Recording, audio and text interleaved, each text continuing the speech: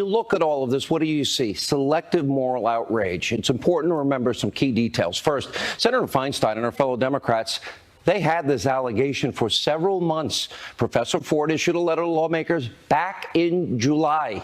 Now, Feinstein, when she met with Kavanaugh privately for long periods of time, she never asked during any of these private, lengthy meetings anything about this. And by the way, she didn't ask Kavanaugh about the charge during the public hearings that we all watched, the circuits that we watched. She didn't inform any of her Republican colleagues about the charge until the 11th hour, when a confirmation vote was set. And now she even admitted today she can't say everything being alleged is truthful. A quick moment of truth, but she was excoriated immediately thereafter. Watch this. I think it's really too bad that no one called her or called her lawyer. My understanding is she got emails. And this is a woman, and I really believe, who's been profoundly impacted by this.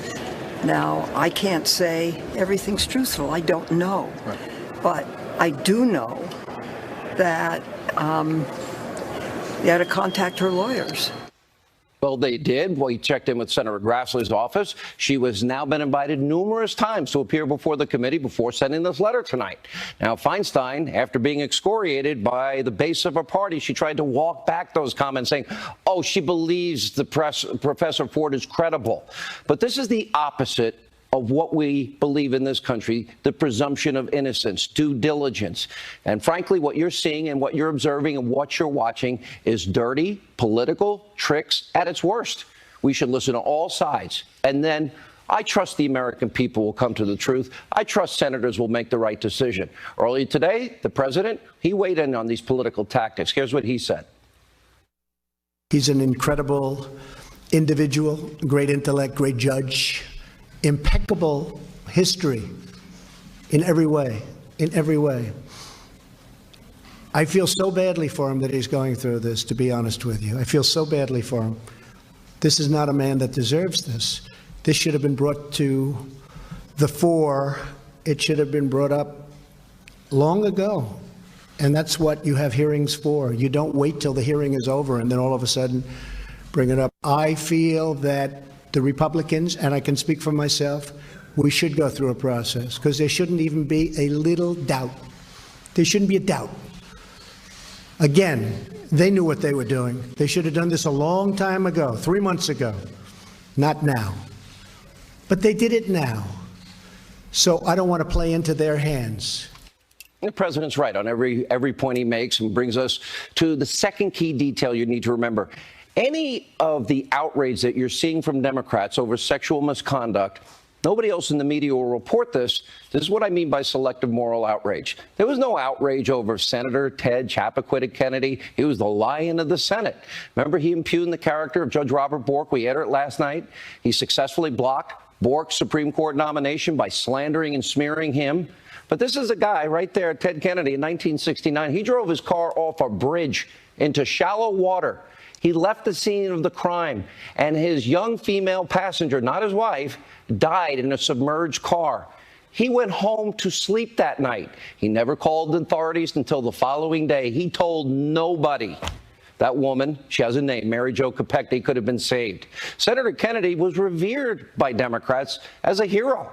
There was no Democratic outrage over. Look at even Bill Clinton, for example. He was beloved by many of the people still in the Senate today, despite, of course, his long track record of known sexual misconduct. Monica Lewinsky, Paula Jones, Kathleen Willey, Juanita Broderick, who accused him of rape. I interviewed her. I interviewed all those women. And that's when he was the Attorney General of Arkansas. Still, Senator Feinstein, Schumer, Dick Durbin, so many other Democrats enthusiastically supported Clinton, even voted against his impeachment. And then there's current U.S. Democratic Senator Sherrod Brown. His ex-wife accused him of domestic abuse a few years after what they're claiming Judge Kavanaugh did, and even filed a restraining order against him. There's a new Political ad just out today. Now, while Senator Brown and his ex-wife now get along and she supports him politically, well, the record speaks for itself. That's the record. And still, Feinstein is apparently unconcerned over those charges. We reached out to her office today for comments. Crickets.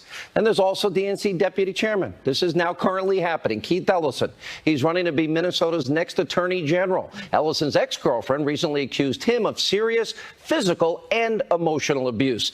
Ellison went on to win his party's nomination for Minnesota Attorney General. Yesterday, she tweeted the DNC refused to believe her accusations and that they smeared, threatened, and isolated her. We reached out to the DNC. We reached out to Ellison. We still have yet to get a comment. This is the very same party that is now trying to block Kavanaugh's confirmation over decades-old misconduct charges from 1982. People on the record, I believe her. Do you believe Keith Ellison's girlfriend? Did you believe Kathleen Willey and Juanita Broderick? This is the same party of Harvey Weinstein and Anthony Weiner and Elliot Spitzer, and I can go on. As I've said before, the charges are serious, and we need to hear from Kavanaugh's accuser, Professor Ford. But when Democrats tell you they want to get to the truth, that they truly care about misconduct allegations, frankly, I think we've just proven they're simply lying. Selective moral outrage, rushing to judgment, no presumption of innocence. The American people are smart. They see what's going on. Every American deserves this fundamental principle of presumption of innocence. You all deserve it. And Judge Kavanaugh deserves it. And the woman making the allegation deserves to be heard. These are serious allegations. But what you're seeing is a political tactic that we have seen many times. They did it to Judge Bork. They did it to Judge Clarence Thomas. And now it's Judge Kavanaugh. So you also have a right to be skeptical. The reaction to the latest Kavanaugh developments, American Conservative Union Chairman Matt Schlapp, Judicial Crisis Network Chief Counsel Carrie Severino, and Fox News contributor Tammy Bruce, thank you all for being here. You were shaking your head a lot during that monologue. My God, I'll just tell you the embarrassment of this. Look, I was the president of LA Now in the 90s. In 1992, I worked on the Feinstein. Well, now is National Organization for Women. That's right. I worked on the Feinstein and Boxer Senate campaigns because, you know, after the Anita Hill situation, I was told we needed fairness.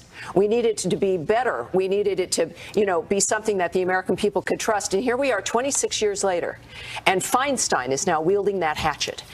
This is not a search for the truth. It is not a desire for justice. This is a political assassination of Judge Kavanaugh. And the issue becomes here not, and this is what's awful for all of us, frankly, who have worked to have women be taken seriously on issues of violence against women, domestic violence, rape, harassment, is that we've demanded that and said and asserted that women can be taken seriously, and they should be. And yet now, we don't know what happened 36 years ago, but we do know what happened in July. And from that point forward, this has been a politicized framework. This woman's experience has been packaged as a weapon. And this is what we've promised the American people as feminists, that would not happen, that you can trust women, and that we want the system as it exists to simply hear us. We are not asking for the accused to have no rights, to be, removed from the process of due process and from the rule of law. And yet now that is what every American is hearing. It is an insult to every woman who's been sexually assaulted. For those of us who've had experiences like that, it is a remarkable dismissal of our life experience and what we've demanded from the system. And I'll just tell you, it's offensive. I want her to get, and it's good that over 36 years she'd been in therapy, she made choices that were best for her. I'm not going to judge those choices, but right now she's come forward. She should be heard. It should be under oath. So should the judge, and that is all we're asking Tammy, right now. let me say, when a lawyer says that she's been the target of harassment, death threats as a result of... Horrible. By the way, all of us in the public, I know, I sympathize with her. I pray for her. I also pray for Judge Kavanaugh and his family. We don't know, and this is the heart of the matter, Carrie, we don't know what happened in 1982, but we ought to hear from everybody. And that, to me, is the presumption of innocence. That is fundamental fairness. Take the charge seriously, and then also look at the entire context and texture that represents the last 36 years of Judge Kavanaugh's life. And then I think the American people will make a decision. Now they've decided to raise the bar. We demand an FBI investigation first. Hasn't he been investigated by the FBI?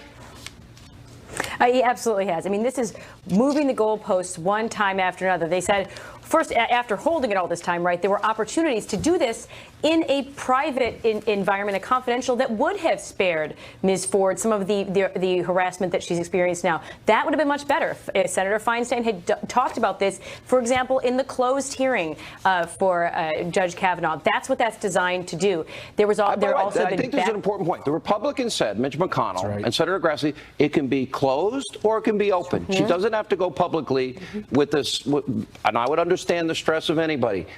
But Senator she's been Grassley's invited, bending over and backwards. she now has raised. Listen, let me play a tape of this. Is her attorney Katz on fake news CNN, but this was real because one of the rare few moments. But she said she would testify. Now they're raising the bar. Now we demand this and this and this before we testify, even though she could do it privately or publicly. But now the answer is no, Carrie. Apparently, you got to do A, B, and C first. Well, and the Democrats have kind of invented this idea of this new FBI investigation. Here's what the normal process is. You have an FBI investigation that's been done on Judge Kavanaugh 6 times, but there was done also, of course, once in conjunction with this nomination. Then if there is additional information, which obviously this is, there's an update on that. They had a call yesterday, for example, a confidential, classified call talking about that information. Zero. None of them showed. They're not interested in actually following the procedure. They're just inventing a new idea. And Matt, this is an important point. It's a selective outrage. Where's the outrage about Keith Ellison? Do we believe his former girlfriend? That's happening currently. Sherrod Brown's wife's documents, they're court documents. Pretty harsh. I understand they've gotten back. They're not together. They're separate, but they resolved some differences. But those charges stood. So why aren't they against him?